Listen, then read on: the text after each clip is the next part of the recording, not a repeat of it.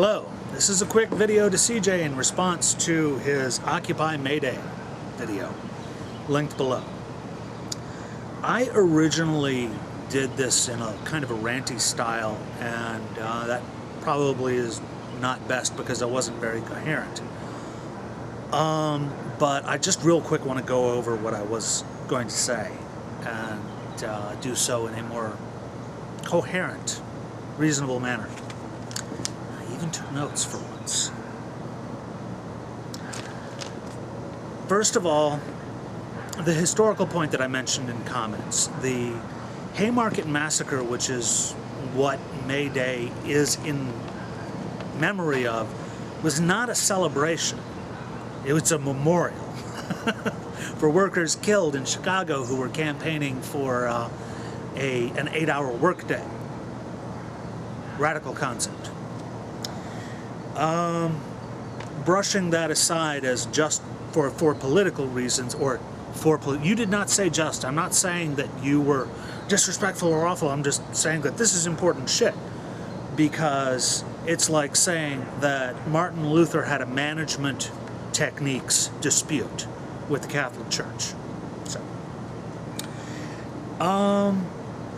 you mentioned that it was immaterial whether or not people did a boycott on a particular day, and I find that strange because there are whole classes of transactions that are time constrained.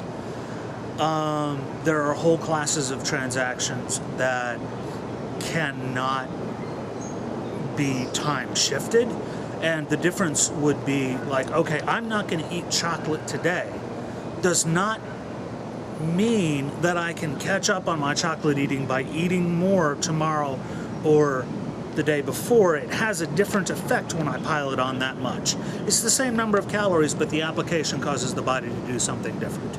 And if there's something showing tonight, but not last night or tomorrow night, skipping the performance tonight means I'm not ever going to see it.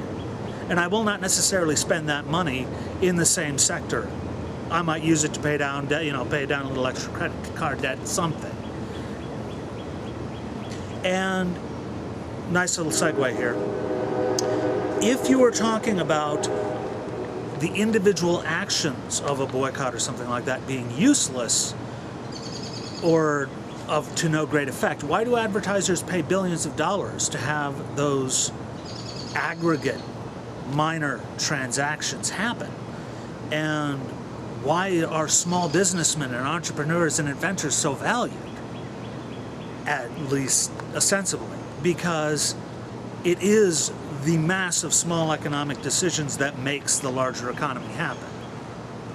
Unless you're talking about finance, in which case it's just pushing around a bunch of numbers and charging brokerage fees, but that's another rant. And talking about the pop-up occupations and well, I'll get back to that, the inconvenience of that.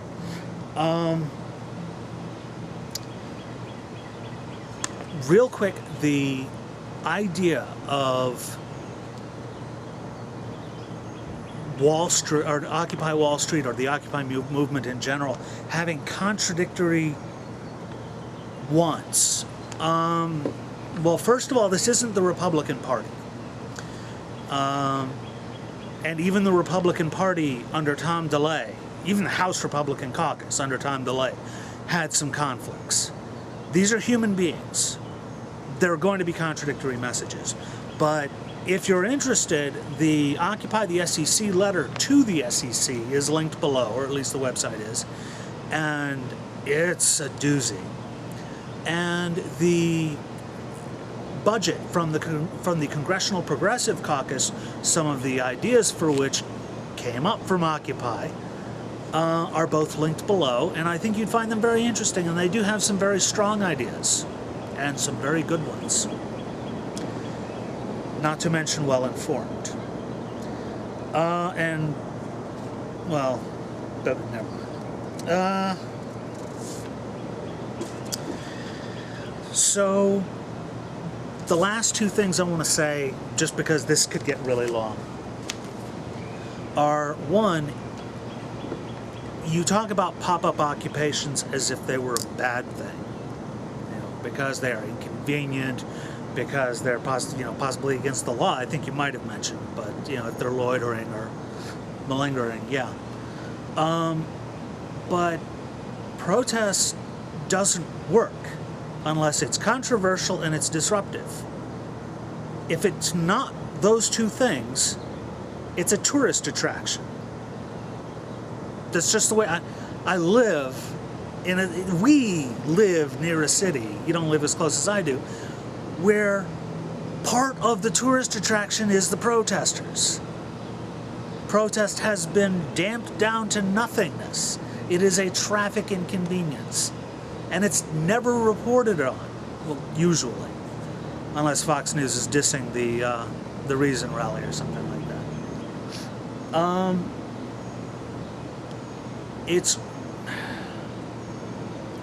It boggles my mind. And then you go on to say, how would you like it if towards the end of your video, how would you like it if the conservative Christians did this, against anti-abortion, or for their anti-abortion movement? And well, they did do that for years, and that's one of the reasons why there are clinic access laws.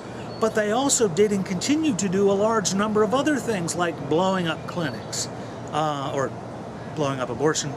killing abortion doctors, setting clinics on fire, setting off the occasional bomb, mailing clinics white powder, at least since the anthrax attacks.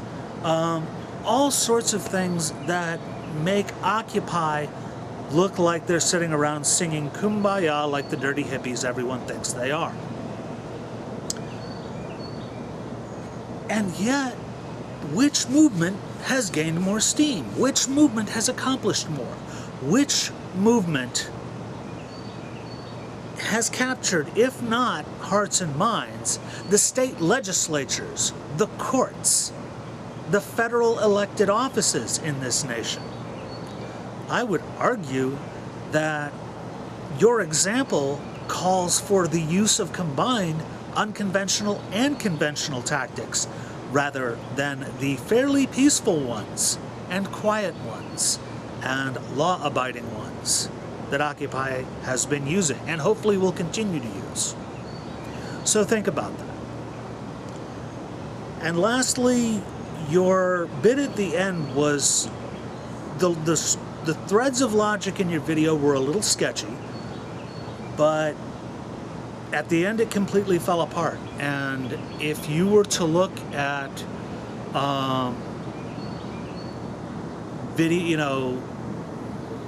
campaigns about the evil Hun posters about the evil Hun in World War I, or the dangers of red communists or red Chinese in Korea, and the anti-Jewish literature, or the anti-black literature in the South, or the anti-Irish, or if you want to take it out of ethnic groups, you can say the way actors were treated, or gamblers, or drug users, or dirty hippies, or rednecks, or any one of a number of groups that are slapped with a label and an image, and then it is said they spread filth and disease and crime and rape and murder.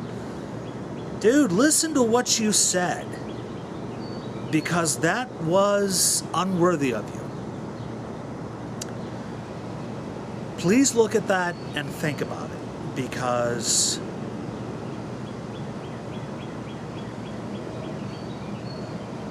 I can't quite wrap my head around what your beef with them is, and why you are selecting the very worst examples they have to offer and painting the entire group with them repeatedly.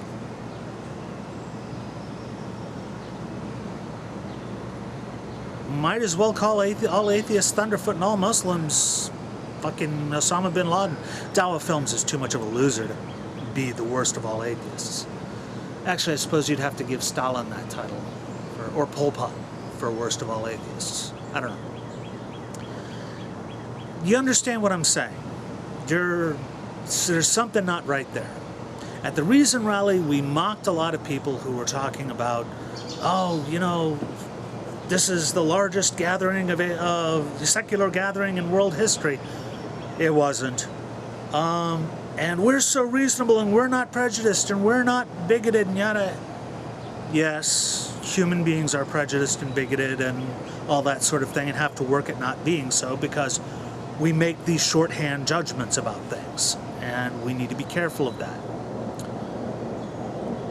And I think that's what you're doing. I suspect that's what you're doing. And on something this important, I would suggest that it would serve you well not to do so. That's it. Thank you for your time and attention. Oh, there is one more thing. If you think that Occupy is so bad, and if you think that there's no way the police could have, could be instigating this violence and conflict and drama, linked below on a very respected economics finance blog, Naked Capitalism is a wonderful. Eve Smith is a wonderful blogger and economist who's just, more a finance person, but the person who wrote it was not Eve Smith, but he points out something very interesting about who the district chief and the commissioner of police are under Mayor Bloomberg. We know Bloomberg's connections to the financial industry, but do look at the third link below. I think you'll find it interesting how conflicts of interest, well, let's just say correlation does not equal causation, but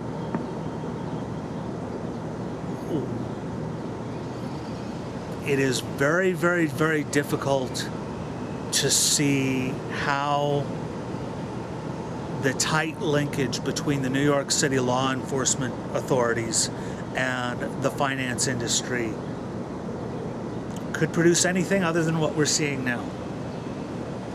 So, have fun with it. Thank you for your time and attention.